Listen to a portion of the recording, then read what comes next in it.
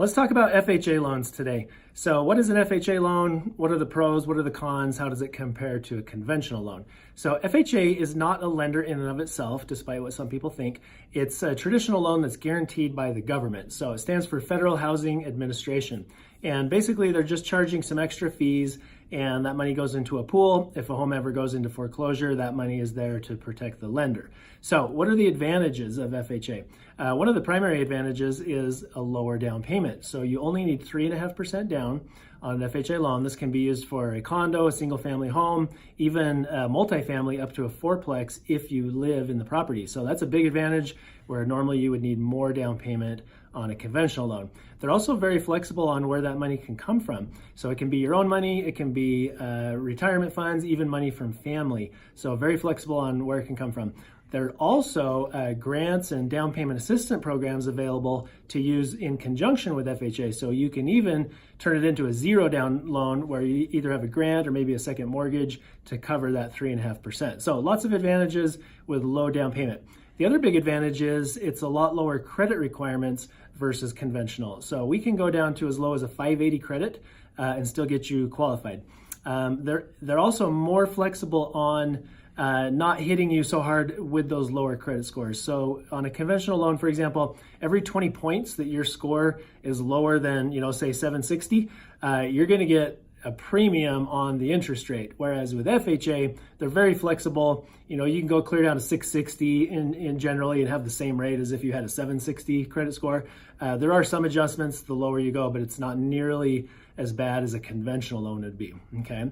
So the third advantage is they're also more lenient on debt. So you can have a higher debt to income ratio. So all things being equal, you're gonna qualify for more house with an FHA loan than you would for a conventional loan, okay? So lots of advantages. A couple other bullet points. You do not have to be a first-time buyer.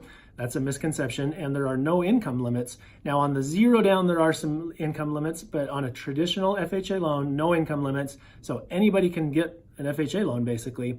And the other thing is you do not have to have that be your only loan. So you can have more than one mortgage, more than one house, and still have an FHA loan. You just can't have two FHA loans at the same time, okay?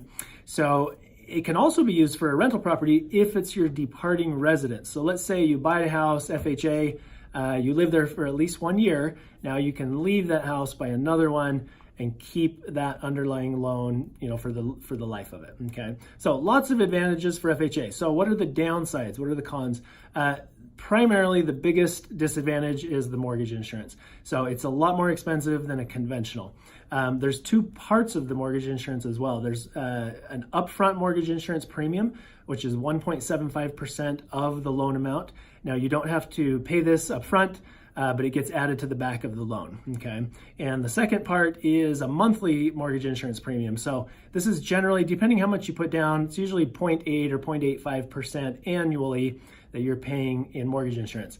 Now that in and of itself is not so bad, but the problem is it stays on for the life of the loan. So you can never get rid of that mortgage insurance. Whereas with conventional, if you have a couple years into it, and let's say you have 20% equity or more, you can request to have that mortgage insurance dropped, and then your payment goes lower for the life of the loan.